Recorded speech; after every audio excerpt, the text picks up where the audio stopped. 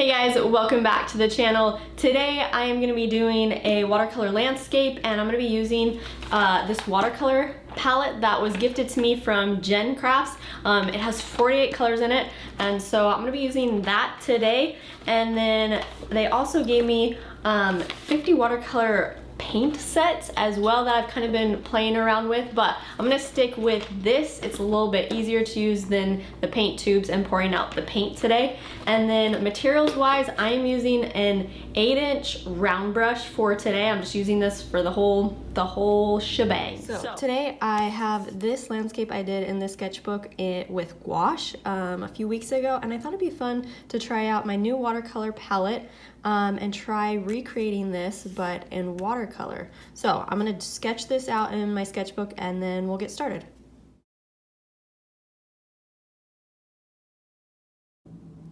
Okay, so a little difference with working with watercolor versus gouache is you have to be careful with where you start because it's transparent and gouache is not transparent. So I need to start with the clouds first, versus when I did this, I could do the clouds last because it's opaque, but we gotta do the clouds first and then we'll move our way into the landscape from there. So for the clouds, I'm gonna mix up a bluish purple, and so I love that this has this nice mixing plate right here, and the nice part about it is it even pops off, which you just go run it under the sink, wipe down with a paper towel real fast and come back. So that is that's probably one of my favorite features of this palette, is most lids don't pop off like that, and so then you can't go rinse it off.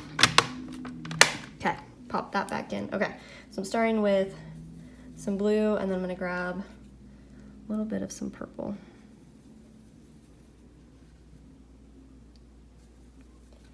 Now, because this is clouds, my value of it needs to be pretty light. So I'm adding more water into this mixture so that it's pretty light on the value scale. And I'm just kind of laying in now this nice shadow into my clouds.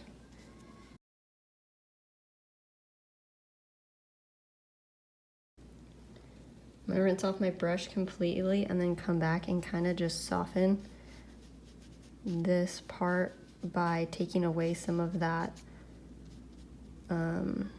paint. Once that dries, I'm gonna come back and do one more layer with a little bit darker of a value just to get some depth into those clouds, because it's kind of, we kind of have like our mid and then our lighter values, but I want a little bit of dark value in there too. Okay, while that's drying, I'm gonna come into my mountain right here, and that's also in the distance pretty far, the reference photo that I had, and so I am going to not have a super dark blue again, so I'm gonna add more water, but I gotta get the right blue first. This is too blue, so in order to tone this down, I'm gonna grab a little bit of orange. Yeah, that's looking better. I'm gonna test my color. Yeah, I like that. So now I just gotta add some more water to it, so it's not too dark. And I'm gonna add just a touch of blue back into that.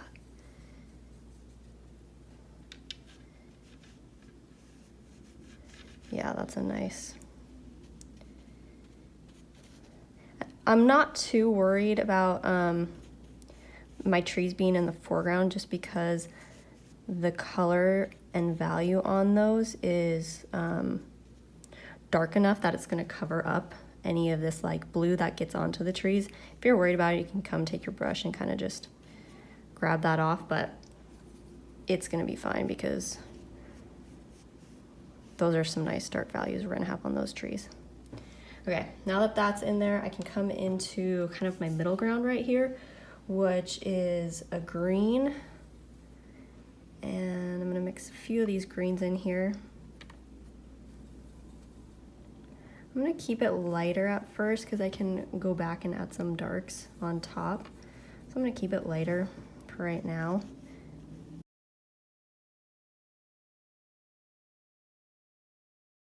And then I'm gonna come into my foreground, and I am gonna add some of this nice gold. I like a good yellowy gold color. And I'm just gonna let that have a nice underlayer so that then when I paint on top, I have these nice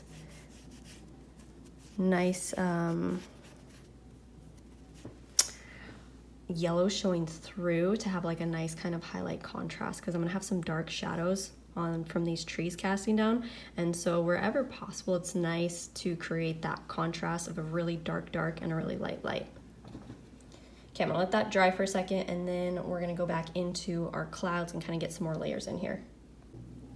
Okay, now that this is dry, I'm gonna come back and do some nice darks into this cloud that we've got going on here.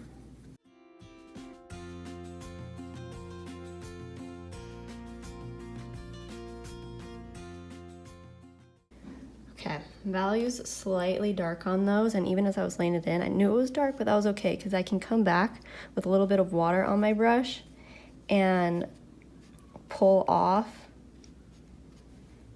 some of that dark. Pull off / we're kind of blending into, so it's not so harsh.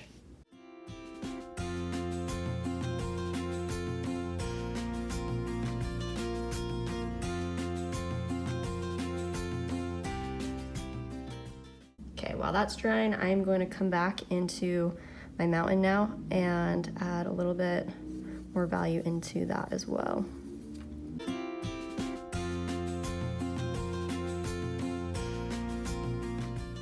Because I can just pull that blue that we had in the mountains down into my foreground to kind of create some nice darker values down in there.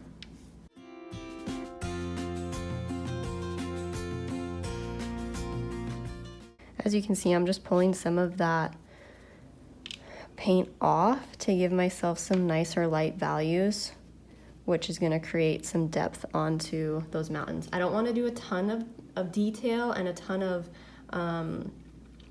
depth on it just because it's so far back, but I want a little bit. Okay, now I'm going to come into my foreground and I'm going to add my shadows onto the ground. So I'm going to mix up a nice dark black. So I'm going to use orange, and then I'm going to use blue. I always mix my black, even though on this palette I have a black, I could easily use it. And sometimes if you want to just use a little bit into this mixture that you're making, do that. But I still highly recommend mixing your black using your complementary colors. And I always like using blue and orange just because I can make it a warmer or cooler shadow depending if I add more orange versus blue. So I can keep it a cooler shadow by adding more blue into it.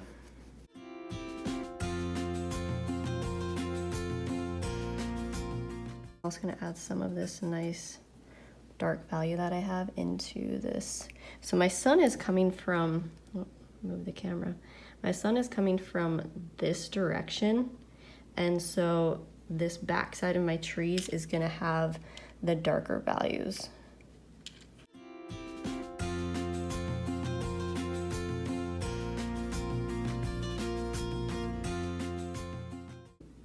Okay, one thing I'm going to come in and do is add a little bit of yellow into the tops of my clouds, but it's going to be super light. So I'm going to have a lot of water, very little paint on my brush. I'm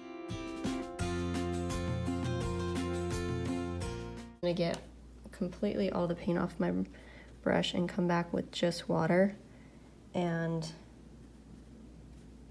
blend that in. Okay, that looks good. I'm going to come into my foreground and add just a little bit of some nice darks in there. So I'm going to mix up, I'm going to use some orange, a little bit of blue in there.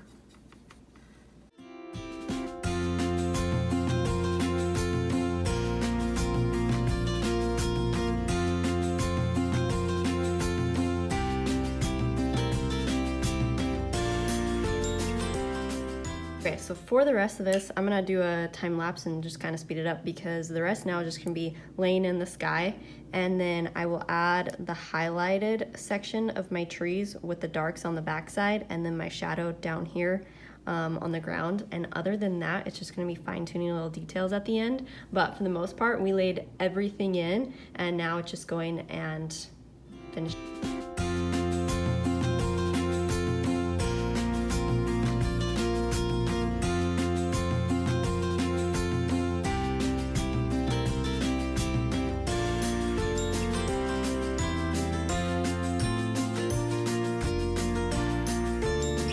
I want to jump back on here real fast and give a shout out thank you to Jen Crafts for the awesome watercolor set. It's kind of nice having such a big set. I normally work with like a travel size, and so I'm used to only having so many colors, so it's a little nice to have such a wide variety.